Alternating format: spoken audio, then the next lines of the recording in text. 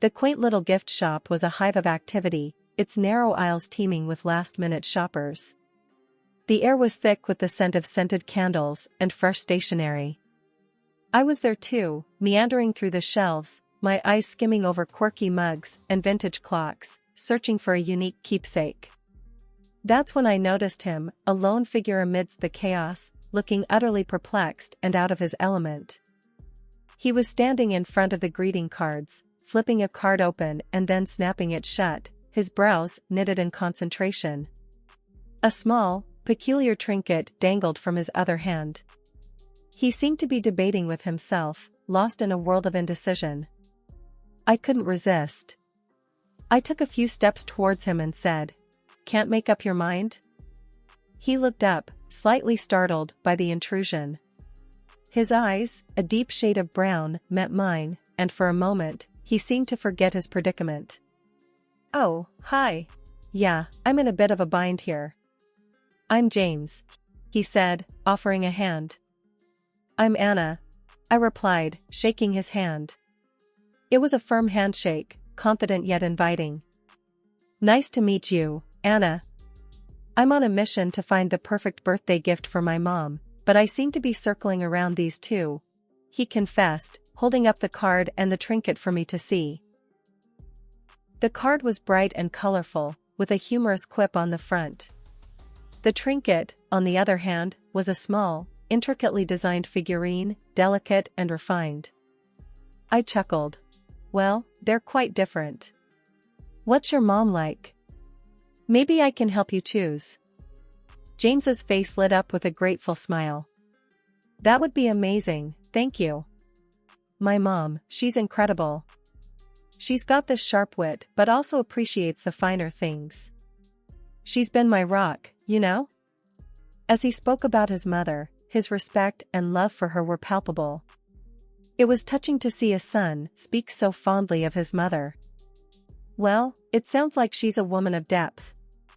How about we find something that celebrates both her sharp wit and her elegant taste?" I suggested.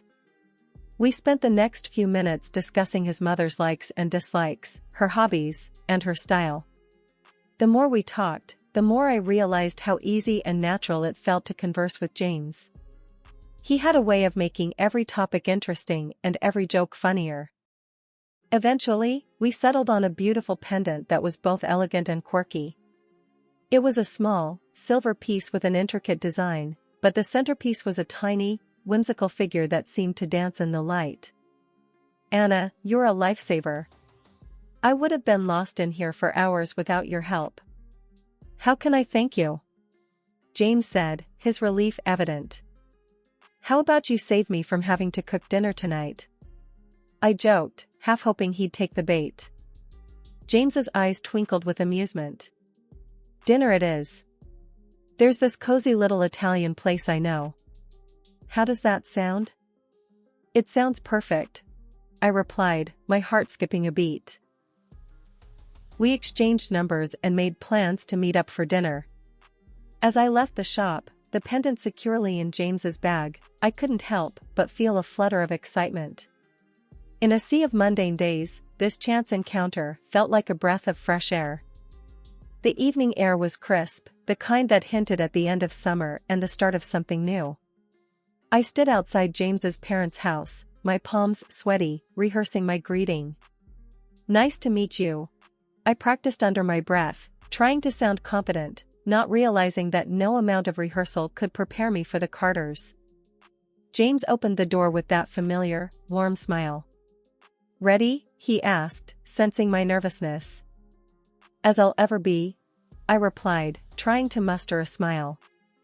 We stepped into the living room, and that's when I saw her, Mrs. Carter. She sat regally in her armchair, her cane resting against her leg, her eyes scrutinizing me like a hawk. Mr. Carter sat beside her, a silent, almost invisible presence. "Mom, Dad, this is Anna," James introduced. "Nice to meet you," I said, extending my hand. Mrs. Carter looked at my hand and then at me, her gaze piercing. "Sit, dear," she said, her voice firm, ignoring my hand. We sat, and an uncomfortable silence filled the room. I could feel Mrs. Carter's eyes on me, examining, judging. James seemed oblivious to the tension, or maybe he was just used to it.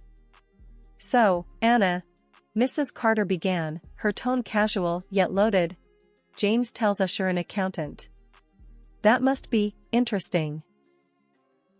"Yes, it's quite rewarding. I love working with numbers, finding solutions," I replied, trying to sound upbeat. She hummed, unimpressed. "And your parents, what do they do?" I explained, but with each answer, her questions grew more personal, more probing. It felt less like a conversation and more like an interrogation. James remained silent, his occasional attempts to change the subject quickly overridden by his mother's pointed questions. "Tell me, Anna, how much do you earn?" Mrs. Carter asked, her tone casual but her intent clear. I was taken aback. It wasn't a question you'd expect in a first meeting, and certainly not in such a straightforward manner. I glanced at James, hoping for some support, but he avoided my gaze. "It's a decent amount. It allows me to live comfortably," I answered vaguely, feeling my cheeks flush. "I see. And this house of yours, you live there alone?" she continued, her curiosity unabashed. "It was my grandmother's. I inherited it," I replied, feeling more like I was in a job interview than meeting my boyfriend's parents. Mrs. Carter nodded, her expression unreadable. The rest of the evening passed in a blur of discomfort. Mr. Carter remained silent, his presence almost ghost-like, while Mrs. Carter's questions lingered in the air, sharp and unnerving. As we left, James seemed pleased. "That went well, don't you think?" he said, oblivious to the undercurrents. "Sure," I replied, my voice barely a whisper. As we drove away, the weight of the evening settled on my shoulders. Mrs. Carter's intense scrutiny and pointed questions lingered in my mind, a stark contrast to the warmth and ease I felt with James. James and we were in love, sure, but marriage wasn't on my immediate bingo card. Yet, there we were, standing in my living room, the same one I grew up in, talking about forever. "Anna, I know it's soon, but I feel it, you know?" "Why wait?" James said, his eyes full of that earnestness that first drew me to him. I hesitated, the image of Mrs. Carter's scrutinizing gaze flashing in my mind. "James, your mom, that dinner was intense. Are you sure we're ready for this step?" He took my hands in his, a comforting warmth spreading through me. "Anna, I love you. And yeah, my mom can be a bit much, but don't worry, we'll handle it together. You and me, okay?" His words were a balm, soothing away the doubts. "Okay," I whispered, the word a leap of faith. We decided on a simple ceremony. No grand gestures, no elaborate fanfare, just an intimate gathering of close friends and family. It felt right, true to who we were. But as the day approached, the butterflies in my stomach weren't just from bridal jitters. The wedding was beautiful, a small affair in my backyard. The same trees that witnessed my childhood games now stood witness to my vows. But amidst the joy, there was an undercurrent of tension, an unspoken question hanging in the air: how would the Carters fit into this new picture we were painting? James sensed it, I could tell. As we danced, his hand on my waist, mine on his shoulder, he leaned in. "Don't worry, love. We'll make it work. You, me, and yes, even my parents." I smiled, a mix of hope and apprehension. "Promise?" "Promise," he affirmed, sealing it with a kiss. But promises, I'd learn, are fragile things. The reality hit home when James and I moved into my grandmother's house. It was a quaint place, its walls holding memories of a lifetime. The ramps and low steps, once installed for my grandmother's convenience, now stood as silent testaments to her struggles and strength. "Your grandma had it all figured out, huh?" James remarked one evening, his gaze trailing over the seamless design. "Yeah, she did. She wanted to be independent, no matter what, I said, a hint of pride in my voice. It wasn't long before Mrs. Carter came to visit. Her eyes, sharp and calculating, took in every detail of the house. The way she moved, slowly, deliberately, her cane tapping against the floor, it was like she was marking her territory. "This is a nice place, Anna." "Very accommodating," she commented, her voice laced with something I couldn't quite place. I forced a smile. "Thanks, Mrs. Carter. We like it." But her next words sent a chill down my spine. "It's difficult, you know, living in a place that doesn't understand your needs. I think I'd be better off here." The statement hung in the air, a silent ultimatum. James, ever the peacemaker, tried to navigate the treacherous waters. "Mom, we can discuss this later. Let's not jump into decisions." But the decision, it seemed, was already made. In her mind, Mrs. Carter had found her new abode. And as I looked into James's eyes, searching for the reassurance I so desperately needed, I realized that our swift marriage was about to face its first real test. The day the Carters moved in, the house changed. It wasn't just the extra shoes by the door or the additional toothbrushes in the bathroom. It was like the air itself shifted, dense with the weight of their presence. I was in the kitchen, trying to make sense of the chaos that had become my pantry, when Mrs. Carter hobbled in. Her cane clicked against the floor, a sound that was quickly becoming the soundtrack of my life. "Anna, dear, I was thinking," she started, her voice cutting through the silence. "This shelf is too high. I can't reach anything. You should rearrange it." I bit my lip, holding back a sigh. "Sure, Mrs. Carter. I'll take care of it. And another thing," she continued, oblivious to my growing frustration, "Mark and I should take the bedroom downstairs. It's just too much for me to climb up and down." "But that's our bedroom," I protested weakly, the reality of the situation sinking in. She gave me a look, one that said my comfort was secondary. "Well, it's just practical, dear. You're young, you can manage." Before I could respond, Mr. Carter entered, his presence like a shadow, always there, but never quite tangible. "Is everything all right here?" he asked, his voice neutral. "Just discussing some adjustments," Mrs. Carter replied, her tone leaving no room for argument. As they left, I felt a surge of resentment. My home, my sanctuary, was being dismantled, piece by piece, and I was expected to smile and nod. The days that followed were a blur of demands and critiques. Mrs. Carter had an opinion on everything: how the furniture should be arranged, what meals should be cooked, how the house should be cleaned. And every evening, James would come home to a battlefield, his attempts to mediate often ending in heated arguments. "Anna, we need to be understanding. They're adjusting," he'd say, trying to calm the storm. "Adjusting? James, they're not adjusting, they're invading. This is our home, not a hotel for your parents," I'd retort, my patience wearing thin. But the breaking point came one evening, over dinner. Mrs. Carter had made some offhand comment about the meal, how it wasn't to her liking. Something inside me snapped. "Mrs. Carter, I understand you're used to things a certain way, but this is my home too. I'm doing my best here," I said, my voice trembling with suppressed anger. She looked at me, her eyes cold and unyielding. "Your best isn't good enough, dear. Maybe if you spent less time at that job of yours and more time here, things would be different." I looked at James, desperate for support, but he remained silent, his gaze fixed on his plate. In that moment, I realized the gravity of the situation. I was an outsider in my own home, my life hijacked by the unwelcome presence of the Carters. The tension in the house was like a thick fog, impossible to ignore. Every morning, I woke up to the same routine: prepare breakfast for 4, rush to work, then come back to a list of complaints and demands. It was like living with a ticking bomb, never knowing when the next explosion would be.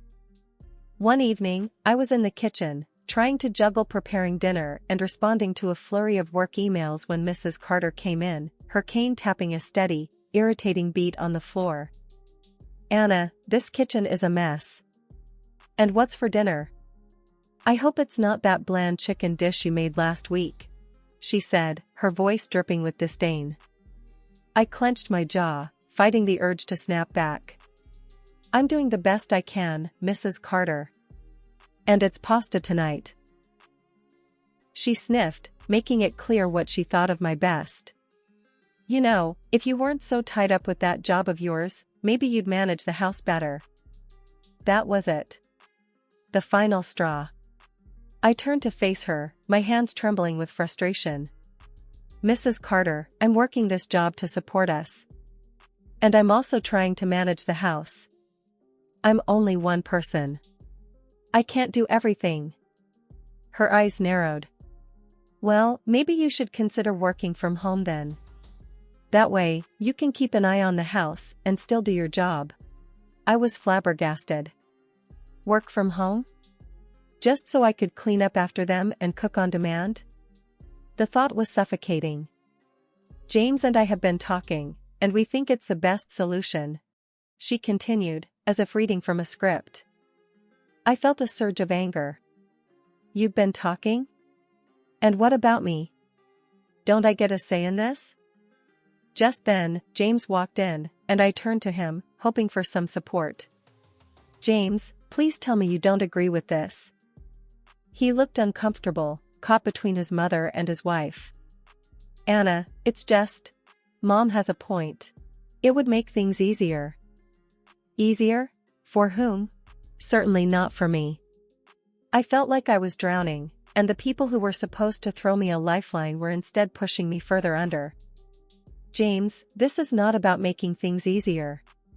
It's about respect and boundaries. Your parents moved into my house, and now they're trying to dictate how I live and work. This is not okay," I said, my voice rising with every word. Mrs. Carter interjected, her tone patronizing. "Anna, dear, we're family now. We should be helping each other, not arguing over trivial things." Trivial things? My job, my independence, my sanity, were these trivial things? I looked at James, searching his eyes for the man I married, the man who promised to stand by me. But all I saw was indecision, a man torn between his wife and his mother. Under the relentless pressure from Mrs. Carter and the passive compliance of James, I found myself boxed into a corner with no escape. The air in the house was thick with my silent acquiescence as I reluctantly agreed to work from home. Each day melted into the next, a monotonous blend of keystrokes, cooking, and cleaning, all under the watchful, often disapproving, gaze of Mrs. Carter. James, for his part, seemed blind to the imbalance, content to let the scales tip ever in favor of his parents. Then came that fateful evening, the one where the weight of my silence became too heavy to bear. We were gathered around the dinner table, the air heavy with the scent of the meal I had spent hours preparing. Mrs. Carter was mid-complaint about the seasoning of the chicken when I finally found my voice. "I'm tired," I said, the words falling from my lips like heavy stones. "I'm tired of trying to balance work and taking care of everyone's needs. Maybe it's time we considered living separately." The words hung in the air, a fragile bubble of hope destined to burst. Mrs. Carter paused, her fork mid-air, her eyes locking with mine. Then, to my utter disbelief, she nodded. "I agree," she said, her voice smooth as silk, her tone matter of fact. "This arrangement isn't ideal. But this house, it's so well equipped for our needs. So, Anna, it would make sense for you to find another place." The room spun, her words a gut punch that knocked the air from my lungs. I turned to James, desperate for him to intervene, to stand up for us, for our home. But the man I looked to for support merely echoed his mother's sentiment. "Mom's right, Anna. This house suits their needs. You can leave here if you like," he said, his words slicing through the last tether of my restraint. His words, so casually delivered, were the culmination of 1,000 tiny betrayals. The man I loved, the man I had built a life with, was offering up my sanctuary, my grandmother's legacy, on a silver platter to appease his parents. Without a word, I pushed my chair back and stood up. The legs of the chair scraped against the floor, the sound sharp and final. I could feel their eyes on me, wide with surprise, as I pulled out my phone and dialed the number I had looked up just moments ago, my fingers steady, my resolve unwavering. The room was silent except for the muffled voice on the other end of the phone. "Yes, I need to schedule a move," I said, my voice clear and loud enough for everyone to hear. A look of triumph flickered across Mrs. Carter's face, a smug smile curling her lips as she mistook my actions. She thought I was conceding, retreating from my own home.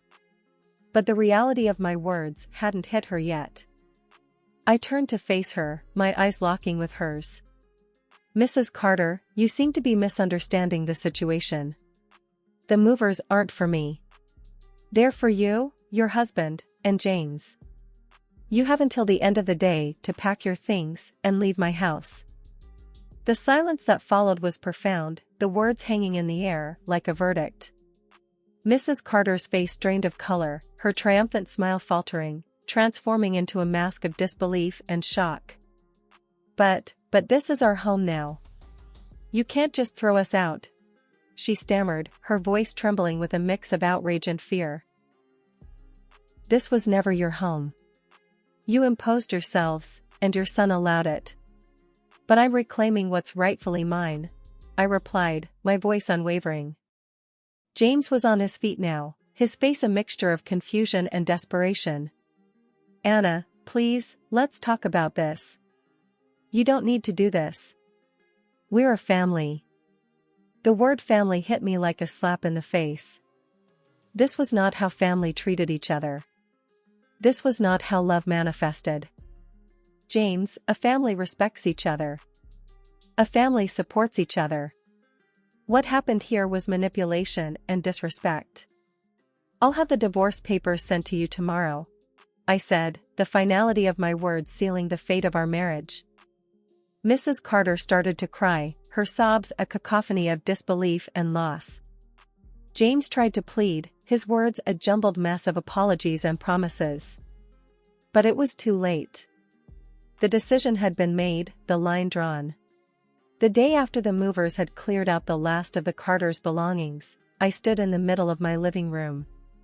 The sun streamed through the windows, its light touching every corner, every surface, as if to cleanse the space of the heavy shadows of the past months. The house was quiet, a stark contrast to the constant noise and tension that had become my daily reality. I wandered from room to room, each step feeling lighter than the last. The house was mine again, my sanctuary, my refuge. I could breathe, truly breathe, without the weight of their expectations suffocating me. It was in this moment of solitude that the doorbell rang, a gentle chime that seemed too loud in the quiet of the house. I opened the door to find my friend Sarah standing there, a warm smile on her face and a casserole dish in her hands. "Heard you might need some company and comfort food," she said, stepping inside. We made our way to the kitchen, the aroma of the casserole filling the space, a scent of normalcy, of home. As we sat down at the table, Sarah reached for my hand, her touch grounding. "So, what now?" she asked, her voice soft but curious. I took a deep breath, the future a blank canvas before me. "Now, I start over. I rebuild, on my terms. It's daunting, sure, but also liberating." Sarah nodded, her eyes reflecting understanding and support. "You know, sometimes the best beginnings come from the hardest endings. You've got this, Anna. You're stronger than you think." Her words resonated, a gentle reminder of the resilience that had carried me through the storm. "I guess it's time to find out what I'm really made of," I said, a tentative smile on my lips. The conversation flowed, the comfort of old friendship wrapping around me like a warm blanket. We talked about everything and nothing, the laughter and chatter a balm to my weary soul. And as the sun dipped below the horizon, painting the sky in hues of orange and pink, I realized that this was more than just a new beginning. It was a chance to rediscover myself, to redefine my boundaries, to live my life unapologetically.